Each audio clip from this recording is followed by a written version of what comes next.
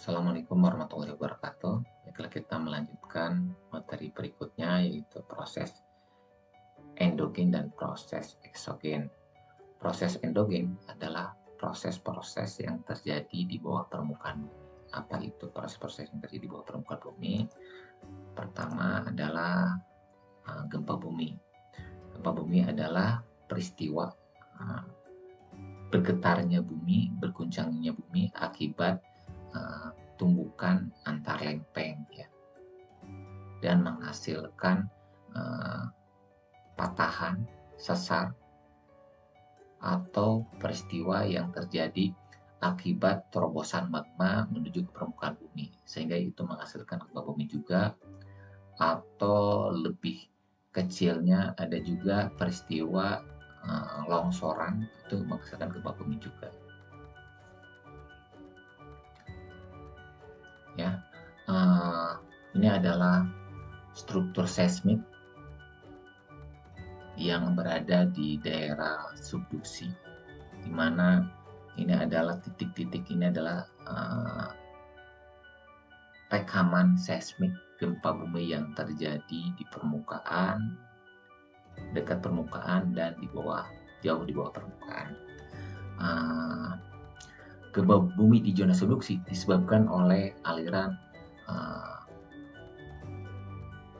yang turun, ya, menyusup. Ini adalah sistem konveksi, ya, konveksi bahwa ini menunjang ke sini, ya, yang ini tekan ke sini, seperti yang dijelaskan sebelumnya, bahwa kenapa lempeng samudra menyusup ke lempeng benua, di mana lempeng samudra berat jenisnya lebih berat daripada lempeng benua. Kemudian arus konveksi bahwa ini ada di daerah divergen, ya, yang daerah divergen, yang ini bergerak ke sini, yang ini bergerak ke yang ini, di daerah divergennya arus konveksi, ya, muter ke sini, ke sini, ke sini, ya. Begitupun di daerah sebelah kanannya, ya, arus konveksi muter, ya. Sehingga lempeng samudra menunjam ke mantel, terus putar sebaliknya. Inilah pada saat proses ini menghasilkan gempa-gempa, ya. Bahwa gempa-gempa tersebut ada gempa dangkal, menengah, sampai dalam, di mana gempa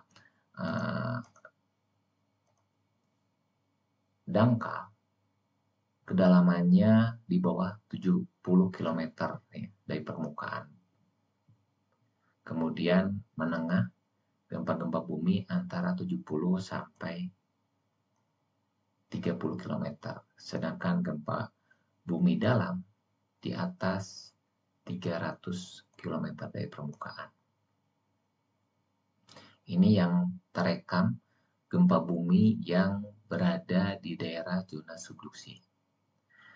Gempa bumi 70 sampai 300 ini adalah biasanya gempa bumi tektonik, ya. Bahwa di daerah antara batas lempeng, ya, bahwa daerah pertemuan lempeng samudra dan benua, lempeng benua dan samudra ini, ya, yang dekat ini akan menghasilkan gempa bumi dangkal. Kemudian di bawah dalamnya juga di daerah zona Benioff ini menghasilkan gempa bumi menengah sampai ke bawah lagi gempa bumi dalam. Sedangkan gempa bumi yang ada di sini, ya, di sini, ini adalah gempa bumi apabila gempa bumi akibat terobosan magma yang menuju ke permukaan. Ini adalah yang dinamakan gempa bumi vulkanik, ya, akibat magma yang ingin menerobos ke permukaan bumi, sehingga terjadinya letusan gunung api itu bisa diprediksi dari gempa-gempa vulkanik. Ini gempa-gempa vulkanik akibat terobosan magma menuju permukaan bumi. Sedangkan gempa bumi itu sendiri belum ada sampai saat ini alat yang bisa mendeteksi kapan terjadinya gempa bumi. Diulangi bahwa gempa bumi vulkanik itu dapat memberikan informasi kapan gunung tersebut akan erupsi, meletus ya. Semakin gempanya semakin banyak terjadi, intensitasnya banyak terjadi, itu magma sedang menuju ke permukaan bumi, sehingga letusan gunung api bisa diprediksi. Sedangkan gempa bumi itu sendiri belum ada alat yang bisa memprediksi kapan gempa bumi tersebut terjadi. Itu. Sedangkan gempa-gempa yang ada di sini itu gempa bisa terjadi gempa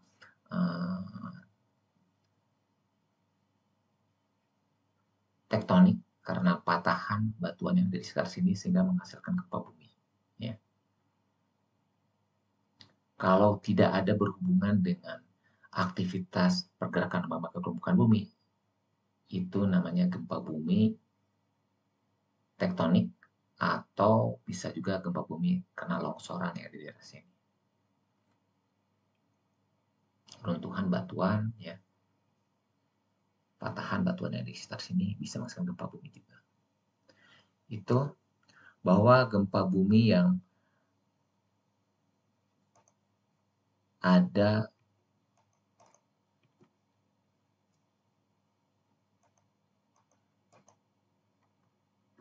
di seluruh dunia ini adalah gempa bumi ya di daerah-daerah batas lempeng.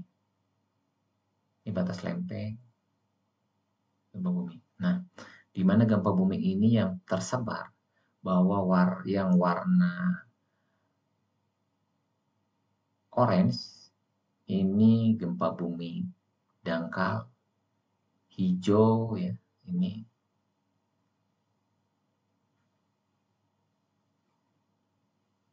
menengah sampai dangkal, ya yang warna biru menengah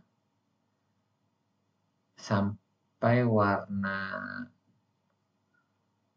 ungu sampai merah ini gempa bumi dalam. Nah, dapat kita lihat gempa bumi yang memiliki variasi dangkal sampai dalam itu adalah di daerah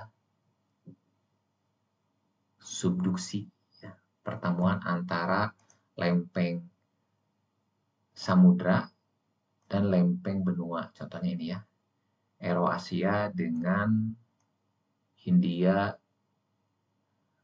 subduksi di daerah kepulauan Indonesia,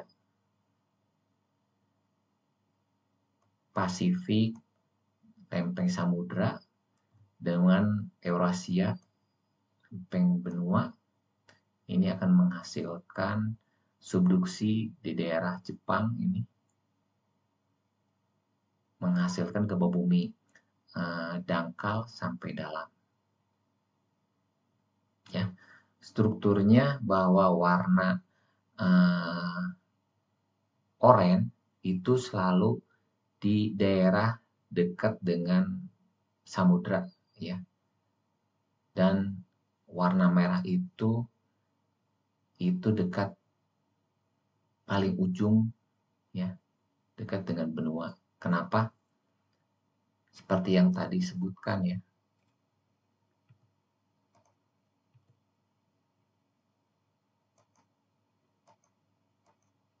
Ini kan bahwa batas lempeng ini samudra benua ini dangkal. Ya.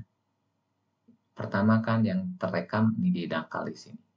Kemudian semakin jauh ya ke daerah benua ini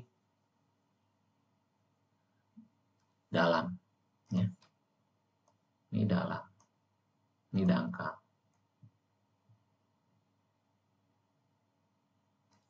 Sehingga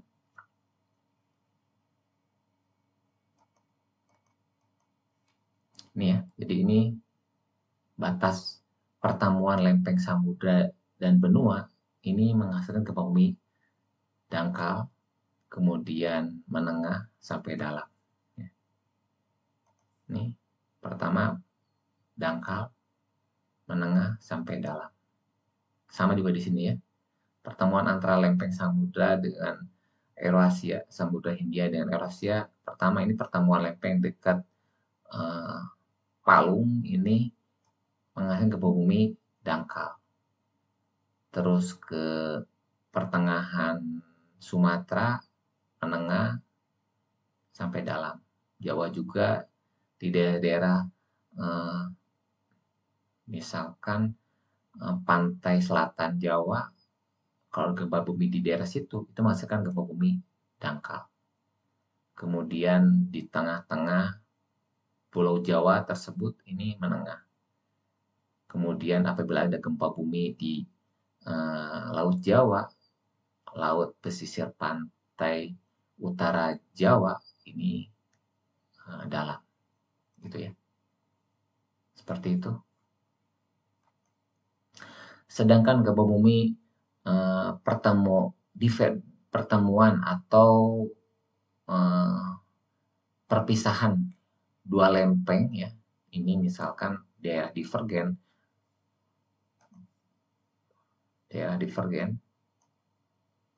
Bahwa ini lempeng yang memisah antar dua lempeng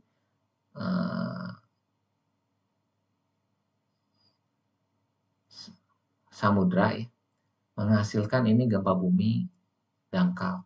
Semuanya lempeng-lempeng divergen ini daerah gempa bumi dangkal.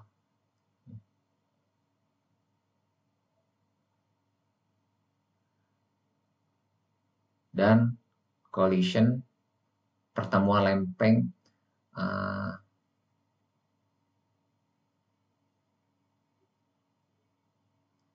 antara lempeng benua dan benua India dan Eurasia ini rata-rata dangkal dan ada beberapa tempat ini menghasilkan dalam. Sedangkan di daerah divergen semuanya dangkal semua. Kalau yang ini berarti ini disubduksi ya. Pertemuan antara lempeng samudra ini lempeng Cocos dengan Amerika Selatan.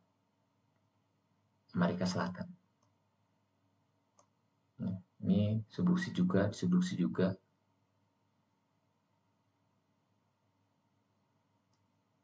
Gitu.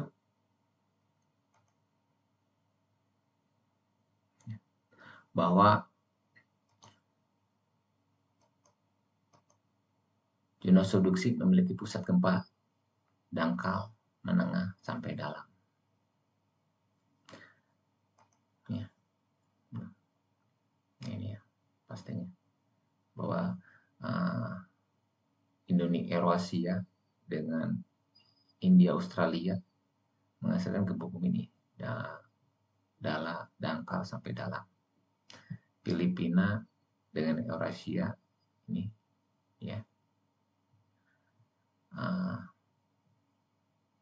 Pasifik dengan plate Eurasia juga ini menghasilkan gempa bumi dangkal sampai dalam.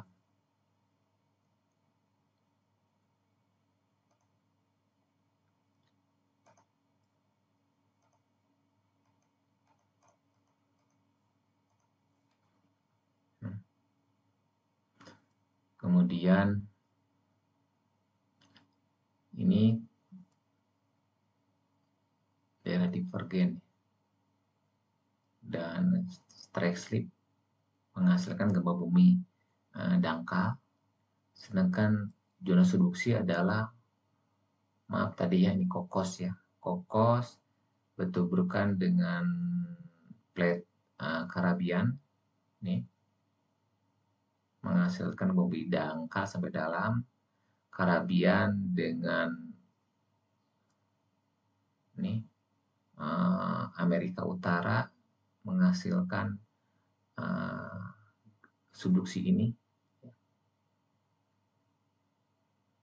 Kalau ini dangkal, sedangkan subduksinya di daerah ini.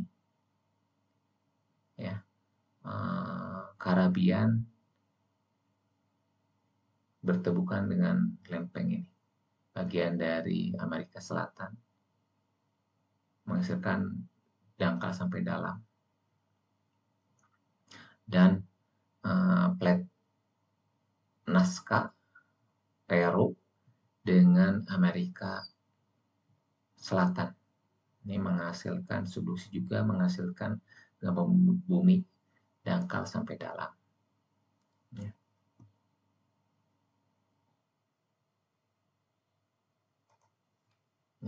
Ini batas lempengnya daerah gempa bumi dangkal, dan ini menuju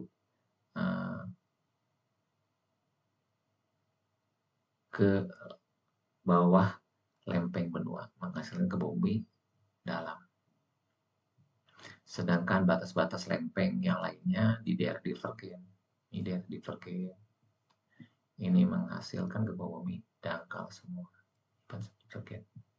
Ini dangkal.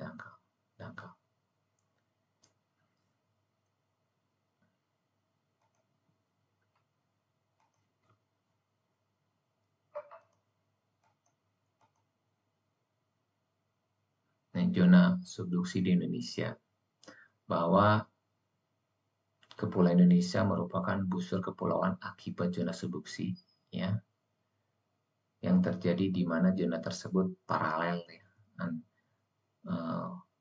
sejajar antara gempa bumi dan jalur vulkanik, juga paralel dengan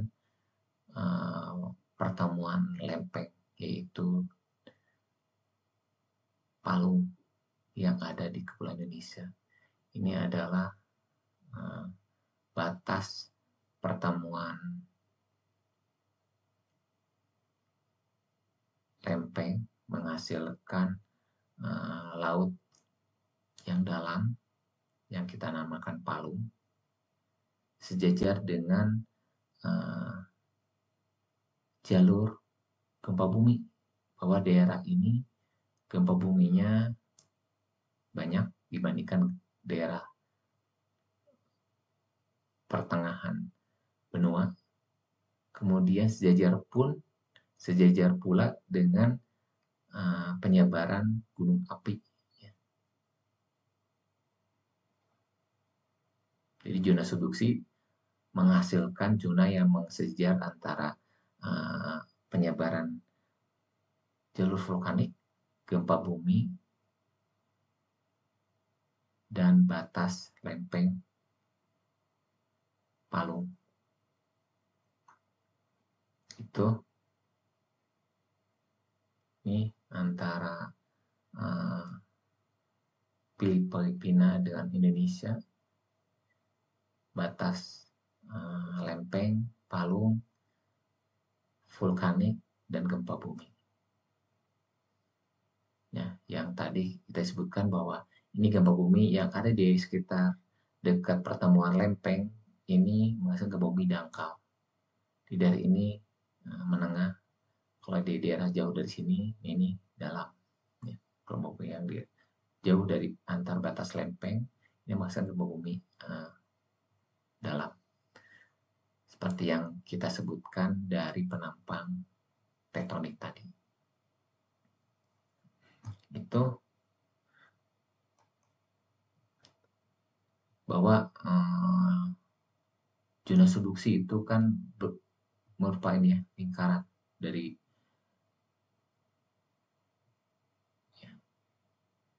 Indonesia melingkari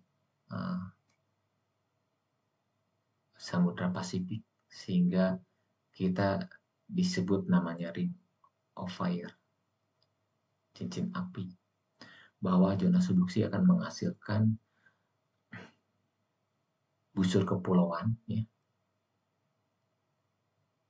yaitu busur kepulauan Pasifik, Mediterania, dan Indonesia. Bahwa zona subduksi akan menghasilkan jalur vulkanik di daerah ini, jalur vulkaniknya ada, dan jalur gempa bumi.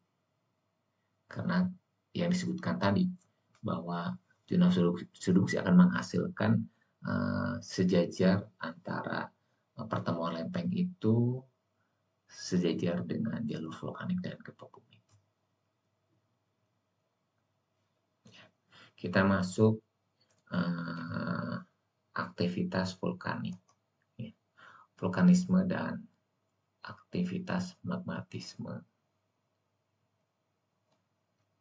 Nih,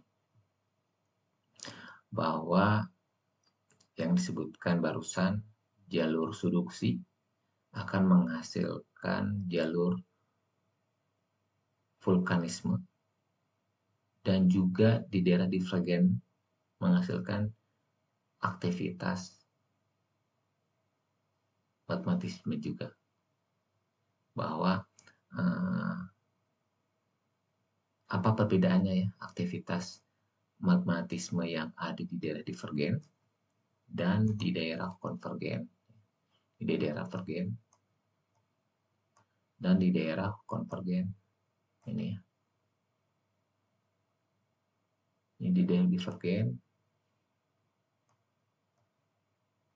di daerah konvergen.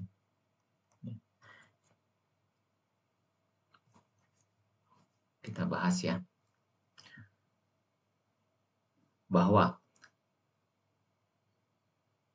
daerah jalur vulkanisme yang ada di daerah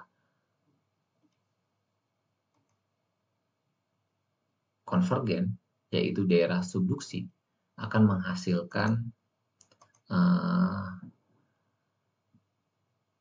magma yang high volatile contents, terus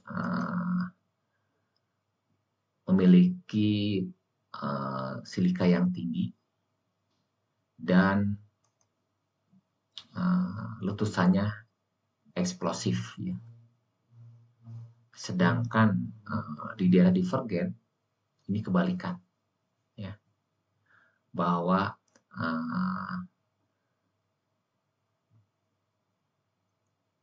di daerah divergen ini akan menghasilkan sedikit silika, ya, sehingga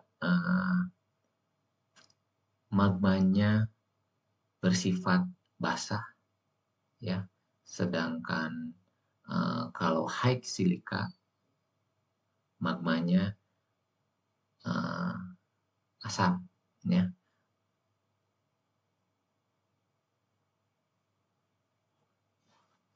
Kenapa asam dan basah? Bahwa kalau misalkan high silika ini menghasilkan batuan yang dominan kuarsa. Jadi daerah, kita ulangi, daerah divergen magmanya basah, sedangkan daerah konvergen subduksi magmanya asam. Jadi asam, ya, high silika ini batuannya warnanya biasanya putih cerah karena mengandung banyak kuarsa. Sedangkan low silika batuannya relatif gelap karena sedikit mengandung silika. Kemudian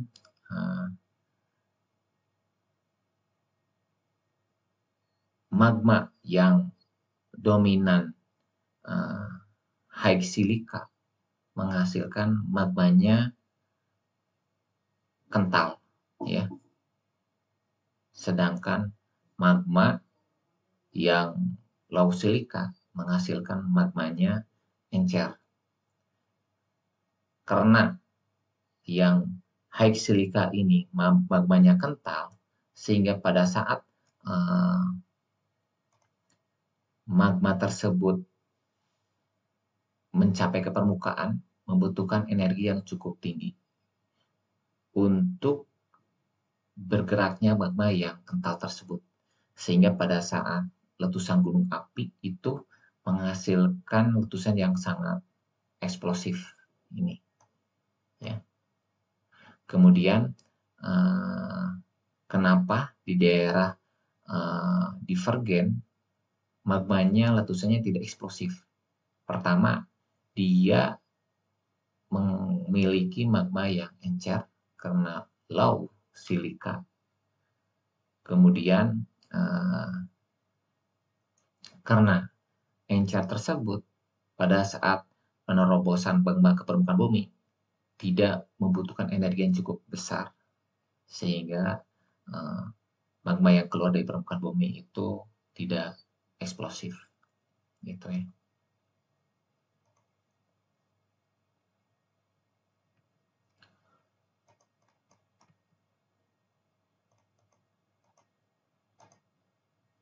Ya, daerah yang eksplosif itu gunung api Montserrat ya di daerah ini. Kemudian Pinatubo di daerah Filipina dan Krakatau ya di daerah Indonesia, Selat Sunda.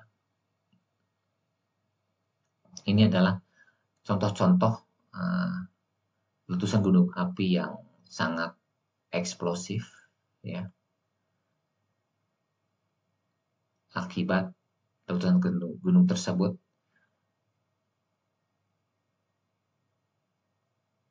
dan berada di daerah subduksi.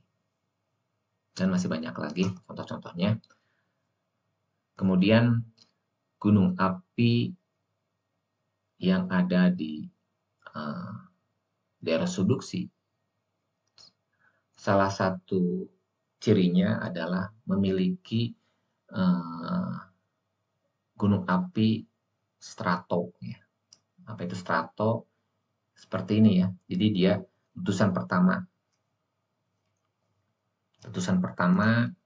ya diendapkan ke sini. Kemudian dia letusan kedua terus bahkan ke sini. Kedua, ketiga, dan seterusnya. Dan menghasilkan penumpukan ke arah vertikal ya. Menghasilkan seperti ini. Kenapa ini? Karena magmanya daerah subduksi kental sehingga membentuk ngebangun ke arah vertikal. Sedangkan di daerah Divergen magmanya cair, ini biasanya membentuk daerah perisai. Jadi dia menyebar. Penyebarannya lebih dominan secara lateral. Ya, kalau magmanya encer yang ini, jadi ini penyebarannya lebih dominan lateral, horizontal lateralnya lebih dominan sehingga menghasilkan gunungnya ya tidak begitu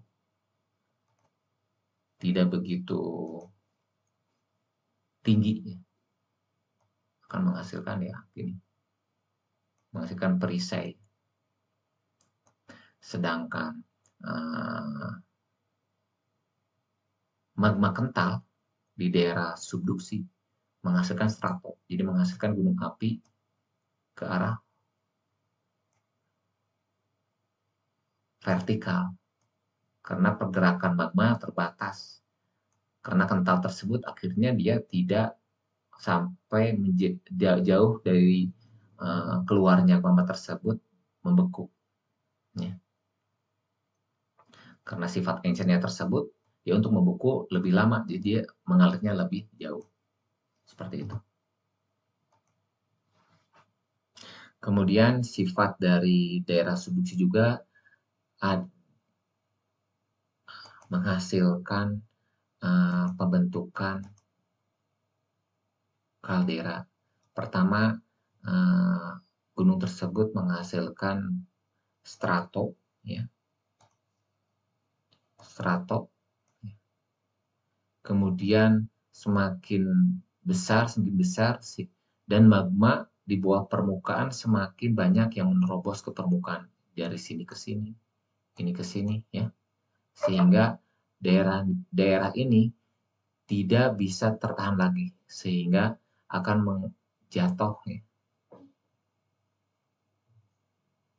jatuh sehingga menghasilkan runtuhan tersebut dari ini ke bawah menghasilkan kaldera. Bahwa ini sebelumnya adalah puncak gunungnya ini, ya, karena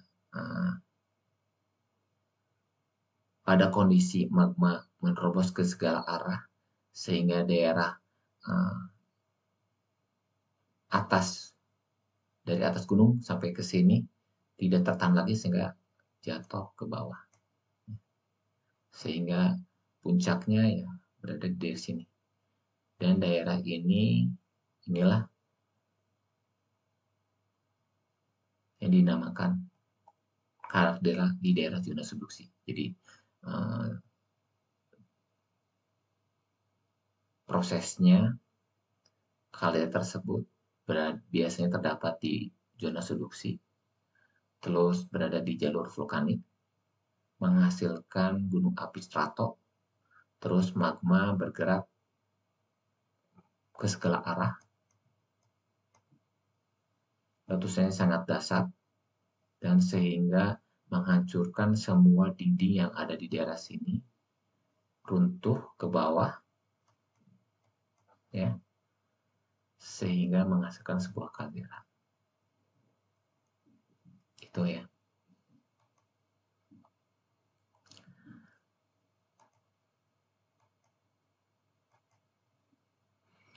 Jenis-jenis gunung api, ya, bahwa dari lavanya, ya, encer, cair kental, ini kental, ya. Kalau encer akan menghasilkan tipe Hawaii, ya, biasanya berupa perisai, terus stromboli. Ini adalah encer ke kental. Ini membentuk bangunannya, ya, bangunannya ke arah pembentukan bangunannya. Terus kalau lavanya kental, ini bentuk ini, ya, tidak begitu tinggi, akan menghasilkan ini Merapi, ya. Kalau ini daerah ini tidak tinggi juga, cair sampai kental, menghasilkan vulkanik yang aktif vulkanik yang masih lama juga, tapi tetap membentuk ke arah atas, ya. Terus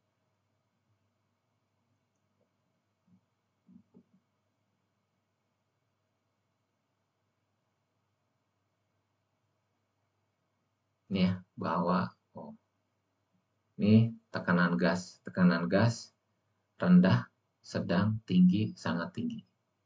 Kedalaman magma sangat dalam, dangkal, dalam, ya. Bahwa daerah Merapi ini magmanya kental, namun tekanan gasnya rendah, kedalaman magmanya sangat dalam, sehingga menghasilkan tipe Merapi. Kemudian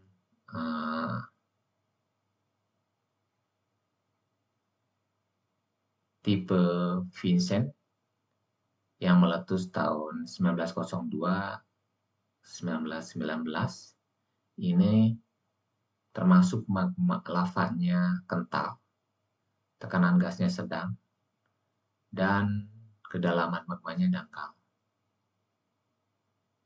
Sedangkan tipe Pele yang meletus 1902 sampai 1903, tekanan gasnya tinggi, kedalaman magmanya dalam.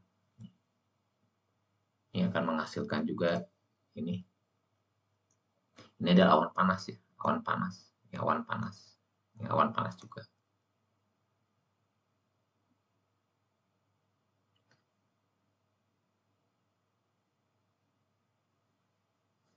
Sedangkan tipe cair dan kental ini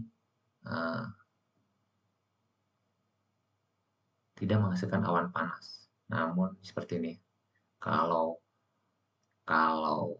sedang, cair kental, ini akan menghasilkan seperti ini. Kalau tinggi, tekanan gasnya dan dalam ininya akan menghasilkan jatuhan, jadi letusan ke atas dan di atas sini. Sedangkan yang sangat tinggi, tekanan sangat tinggi ya, akan seperti ini. Inilah yang terjadi Krakatau, Pinatubo ya. Daerah Krakatau. Di Krakatau ini menghasilkan tekanan gasnya yang sangat tinggi, magmanya sangat dalam, sehingga menghasilkan letusan gunung api Krakatau 1883, Vesuvius 1906. Itulah jenis-jenis dari gunung api dilihat dari encer kentalnya lava, tekanan gas rendah tingginya, dan kedalaman magma dangkal dan dalamnya.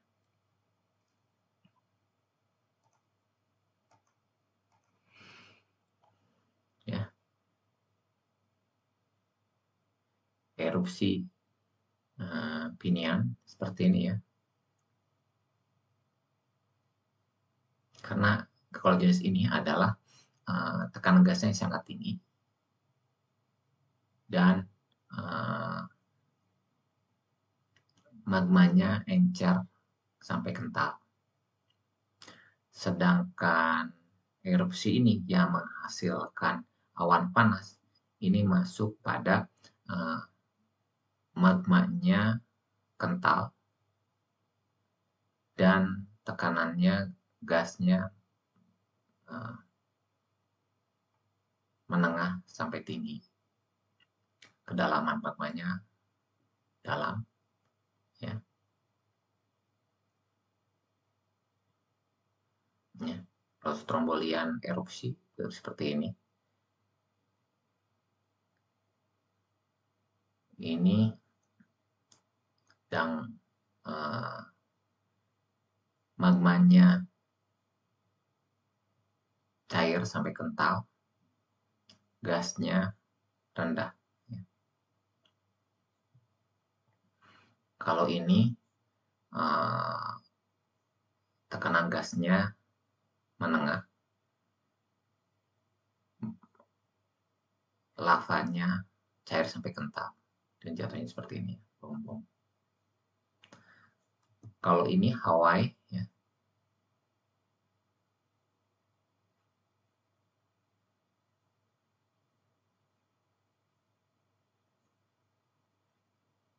Islandis eruption dan Hawaii eruption, ini magmanya sangat cair dan tekanan gasnya rendah, sehingga dia hanya mengalir ke sini ya, tidak membentuk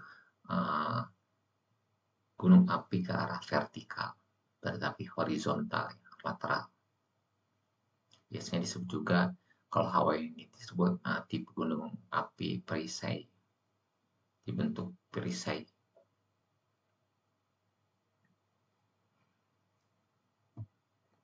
Itu vulkanisme gunung api.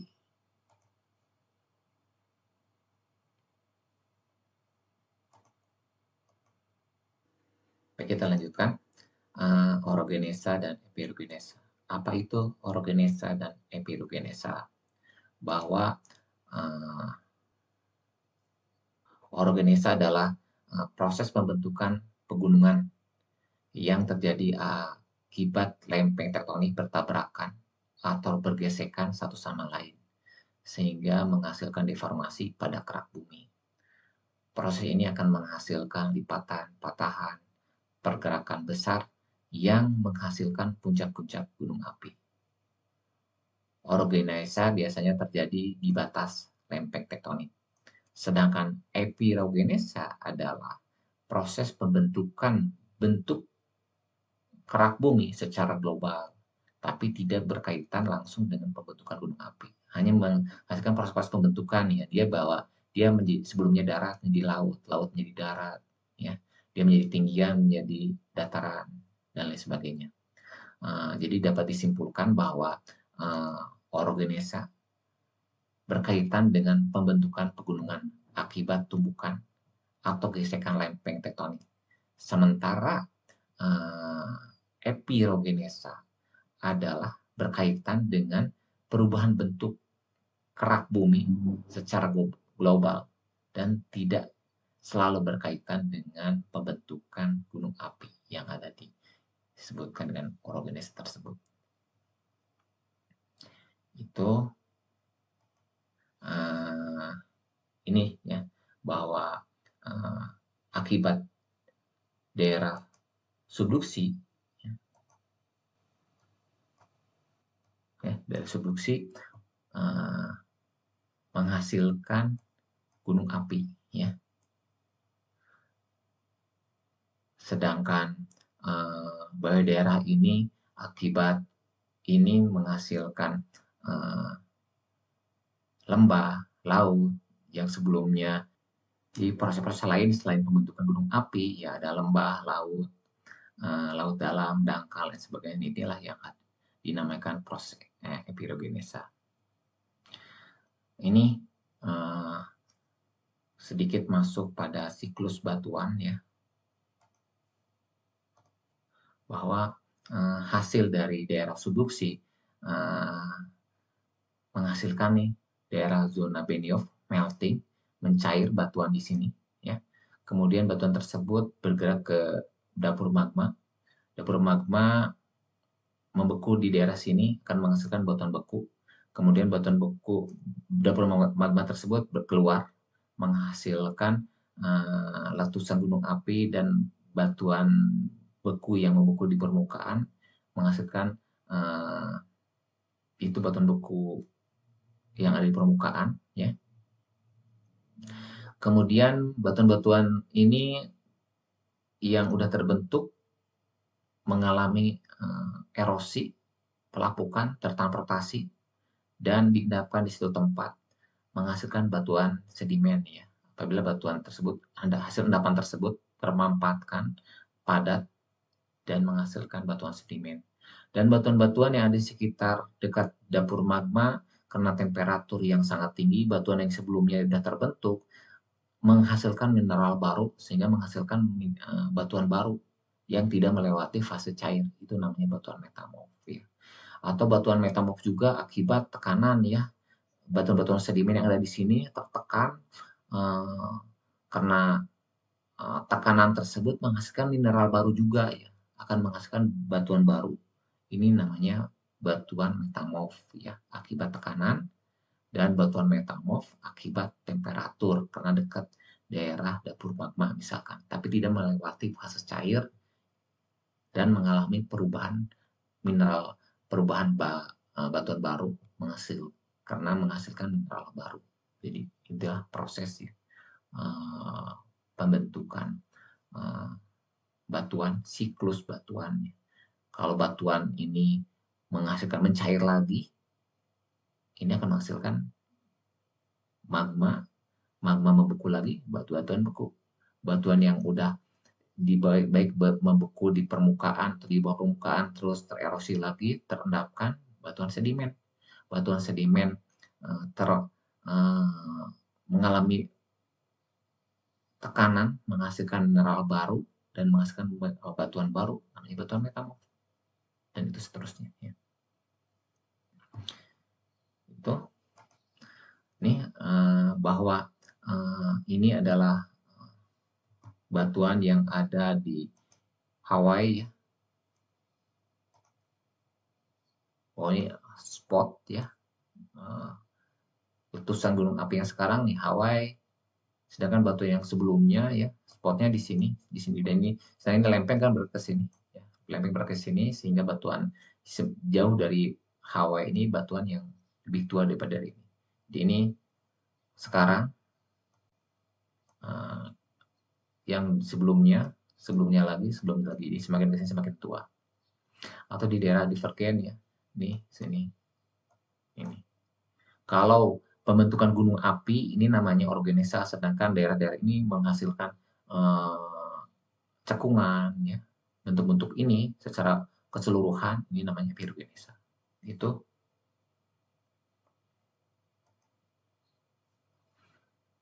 ya, setelah disebutkan sebelumnya ini Hawaii ya. Sekarang sedangkan ini 8 juta tahun 0,8 juta tahun yang lalu, sedangkan ini adalah 3,8 sampai 5,6 juta tahun yang lalu. Semakin jauh umurnya semakin jauh karena lempeng bergerak ke arah sini. Jadi spotnya tetap, sedangkan lempeng ini bergerak ke arah sini. Ini adalah spot-spot sebelumnya hasilnya.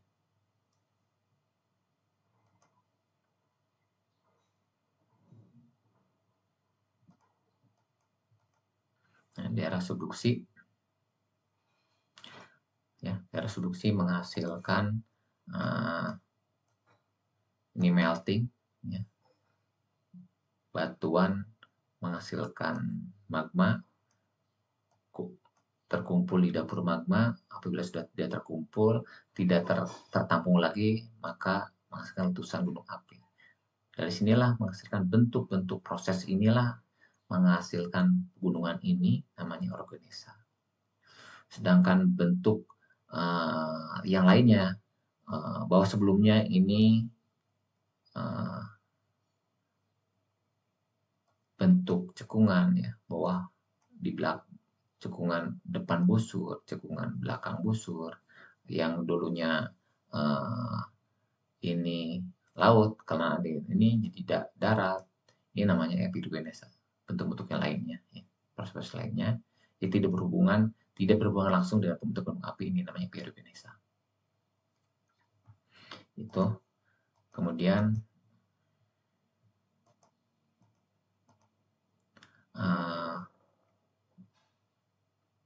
tadi yang disebutkan tadi batuan, bahwa batuan yang ada di muka bumi tersebut ada 3 jenis batuan, ya, batuan beku, batuan yang terbentuk akibat pembekuan atau kristalisi magma, baik di bawah permukaan bumi maupun di atas permukaan bumi. Batuan metamorf ya, atau batuan yang sebelumnya mengalami perubahan komposisi kimia, ya, isokimia, tanpa melewati fase cair, dalam kondisi padat dan terbentuk mineral baru akibat proses membentuk perubahan P dan T atau keduanya. Jadi intinya bahwa dia itu tidak, batu metamorf tersebut tidak melewati fase cair, terus membentuk mineral baru. Ya.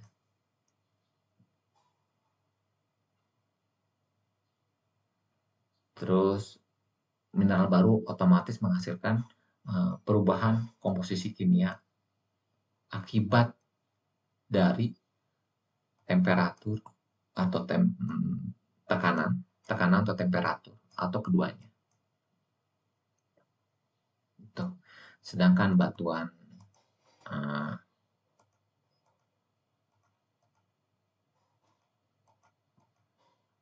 sedimen hasil pengendapan dari proses secara mekanis, kimiawi, atau organik yang kemudian menjadi kompak, keras, dan biasanya memiliki perlapisan.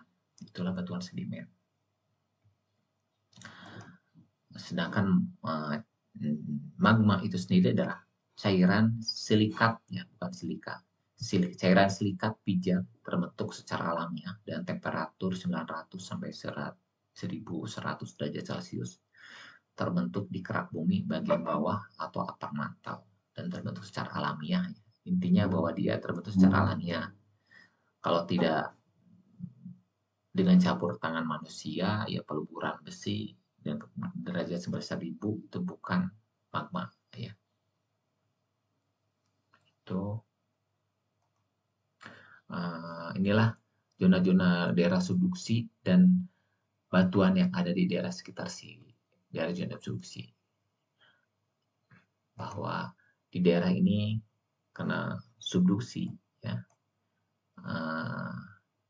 daerah tertentu melting, ya, melting dan bergerak ke permukaan, berkumpul di dapur magma, ya, dapur magma. Kemudian kalau dapur magma tidak tertampung menghasilkan letusan gunung api. Apabila dapur magma tersebut tidak sempat ke permukaan dan membeku, ini namanya batuan beku, ya, di bawah permukaan batuan beku. Kalau batuan beku tersebut membeku di permukaan, ya, ini batuan beku juga, ya, di sini. Jadi batuan beku yang ada di permukaan atau di bawah permukaan. Apabila batuan beku tersebut atau batuan yang sebelumnya sudah terbentuk mengalami erosi dan tertransportasi baik di danau, sungai, sampai laut, ini menghasilkan batuan sedimen. Kalau batuan sebelumnya ini karena tekanan, ya, tekanan karena dekat atau kena temperatur, kena dekat dapur magma, batu sebelumnya terbentuk menghasilkan mineral baru. Namanya ini batuan metamorf, ya. Batuan metamorf ini kena tekanan dalam, ya, kena dekat dapur magma, ya, kena tekanan tektonik. Inilah namanya daerah terbentuknya metamorf. Gitu.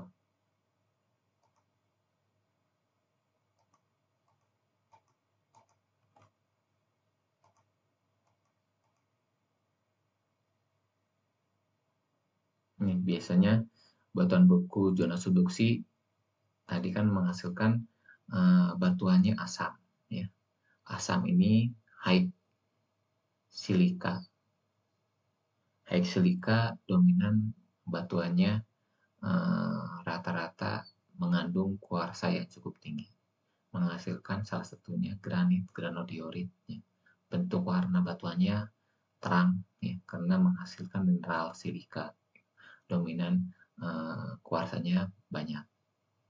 Batuan yang ada di bawah permukaan bumi menghasilkan mineralnya lebih kasar, sedangkan batuan yang terbentuk di permukaan bumi menghasilkan batuannya lebih halus, mineralnya lebih halus.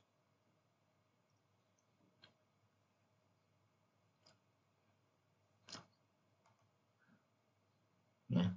Apabila batuan sebelumnya mengalami perubahan karena temperatur, tekanan, tapi tidak melewati fase cair, ini menghasilkan batuan metamorf. Ya, batuan metamorf karena temperatur, ya, ini namanya batuan metamorf Hornfels. Ya, batuan metamorf karena temperatur dan tekanan, ya, tekanan iya, temperatur juga iya, menghasilkan ekligot, ya.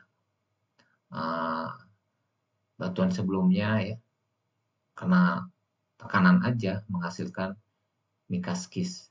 Sedangkan batuan sedimen karena tekanan subduksi, ya, batuan sedimen yang terbentuknya sebelumnya, ya, menghasilkan karena tertekan lagi ini di daerah pertemuan antara zona subduksi ya dekat lempeng samudra dan benua ini menghasilkan blue sky ini ya. Gitu. Nih sedimentasi pada daerah konvergen ya bahwa ini adalah daerah cekungan depan busur ya, menghasilkan batuan sedimen.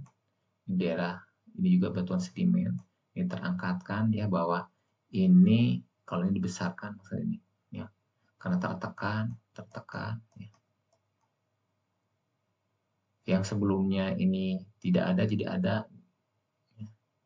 Karena tekanan daerah lempeng samudra menekan ini sehingga ini batuan sedimen yang sebelumnya terbentuk sehingga harus tertekan ke atas sehingga menghasilkan terlipatkan ya tersesarkan. Contoh di permukaan bahwa batuan tersebut seperti ini ya, terlipatkan, tersesarkan karena proses tertekannya tadi. Ini.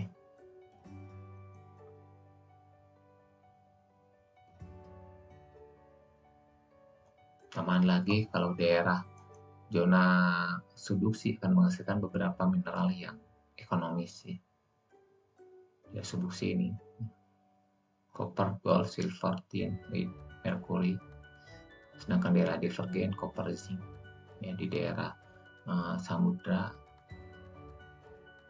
ini nikel, kobalt, manganis. Kalau daerah lokasi perbatasan pertemuan dua lempeng samudra benua ya kromium.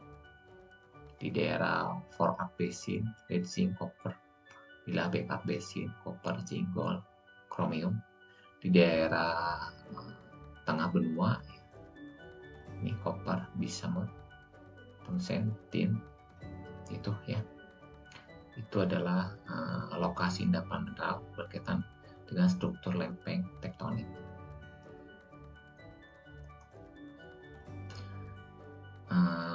Proses eksogen terdiri dari pelapukan, erosi, dan sedimen. Itu sudah dibahas di pertemuan ke-6. Pelapukan, erosi, dan sedimen. Mungkin itu yang bisa saya sampaikan. Assalamualaikum warahmatullahi wabarakatuh. Terima kasih.